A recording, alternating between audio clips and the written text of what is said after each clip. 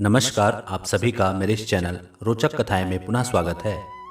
आज मैं आपको शरद पूर्णिमा क्यों मनाया जाता है और शरद पूर्णिमा का महत्व, इससे जुड़ी वैज्ञानिक धारणाएं और शरद पूर्णिमा से जुड़ी एक पौराणिक कथा आपको बताने जा रहा हूं। तो देर नहीं करते शुरू करते हैं आज की वीडियो। यूँ तो साल में 12 पूर्णिमा तिथियाँ आती हैं, लेकिन अश्विन मास की पूर्णिमा तिथि को बहुत खास माना जाता है। इसे शरद पूर्णिमा के नाम से जाना जाता है। शरद पूर्णिमा से ही शरद ऋतु का आगमन होता है। शरद पूर्णिमा पर चंद्रमा की रोशनी से रात्रि में भी चारों ओर उजियारा रहता है। पूर्णिमा तिथि को चंद्रमा अपनी 16 कलाओं से पूर्ण होता है। पौराणिक मान्यता है कि इस दिन चंद्रमा की किरणों से अमृत बूंदें झरती है। पूर्णिमा की रात में जिस भी चीज पर चंद्रमा की किरणें गिरती है, उसमें अमृत का संचार होता है। इसलिए शरद पूर्णिमा की रात में खीर बनाकर चंद्रमा की रोशनी में रखा जाता है। पूरी रात चंद्रमा की रोशनी में खीर को रखा जाता है। सुबह उठकर यह खीर प्रसाद के रूप में ग्रहण की जाती है। चंद्रमा की रोशनी में रखी गई खीर खाने से शरीर के रोग समाप्त होते हैं। शरद पूर्णिमा की रात को लक्ष्मी पूजन का भी विशेष महत्व है। इस दिन माँ लक्ष्मी का आगमन होता है। शरद पूर्णिमा पर लक्ष्मी पूजा करने से वे शीघ्र ही प्रसन्न होती हैं।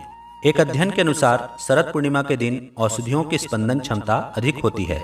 रसाकर्षण के कारण जब अंदर का प्रकाश सांद्र होने लगता है, तब रिक्तिकाओं से विशेष प्रकार की ध्वनि उत्पन्न होती है।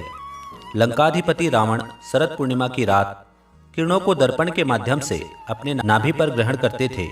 इस प्रक्रिया से उसे पुनर्यौवन शक्ति प्राप्त होती थी। चांदनी रात में 10 से मध्य रात्रि 12 के बीच कम वस्त्रों में घूमने वाले व्यक्तियों को ऊर्जा प्राप्त होती है। सोमचक्र, नक्षत्री चक्र और आश्विन के त्रिकोण के कारण शरद ऋतु से ऊर्जा का संग्रह होता है और बसंत में निग्रह होता है। अध्ययन के अनुसार दूध में लैक्टिक अम्ल और अमृत तत्व होता है।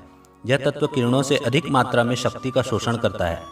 चावल में स्टार्च होने के कारण यह प्रक्रिया और आसान हो जाती है। इसी कारण ऋषि मुनियों ने शरद पूर्णिमा की रात्रि में खीर खुले आसमान में रखने का विधान किया है।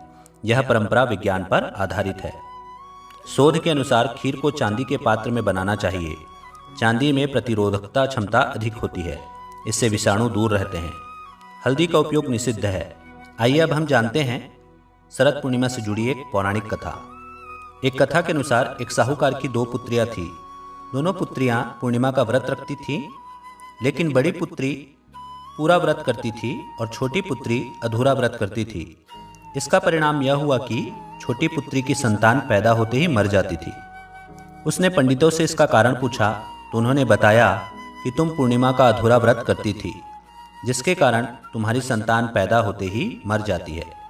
पूर्णिमा का पूरा व्रत विधि पूर्वक करने से तुम्हारी संतान जीवित रह सकती है। उसने पंडितों की सलाह पर पूर्णिमा का पूरा व्रत विधि पूर्वक किया। बाद में उसे एक लड़का पैदा हुआ, जो कुछ दिनों बाद फिर से मृत हो गया। उसने लड़के को एक पाटे पर लेटाकर ऊपर से कपड़ा ढक दिया। फिर बड़ी बहन को बुलाकर लाई और बैठने के लिए वही पाटा दे दिया।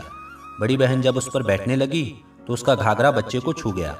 बच्चा घाघरा छूते ही रोने लगा। तब बड़ी बहन ने कहा, तुम मुझे कलंक लगाना चाहती थी, मेरे बैठने से यह मर जाता।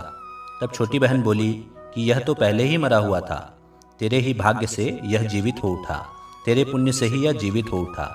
उसके बाद नगर में उसने पूर्णिमा का व्रत करने का ढिंडोरा पिटवा दिया। तो यह थी शरद पूर्णिमा से जुड़ी एक महत्वपूर्ण जानकारी और कथा। आशा करता हूँ आपको यह वीडियो पसंद आया होगा। पसंद आया होगा तो मेरे वीडियो को लाइक कीजिए, चैनल को सब्सक्राइब कीजिए और ज़्यादा से ज़्यादा शेयर कीजिए। धन्यवाद।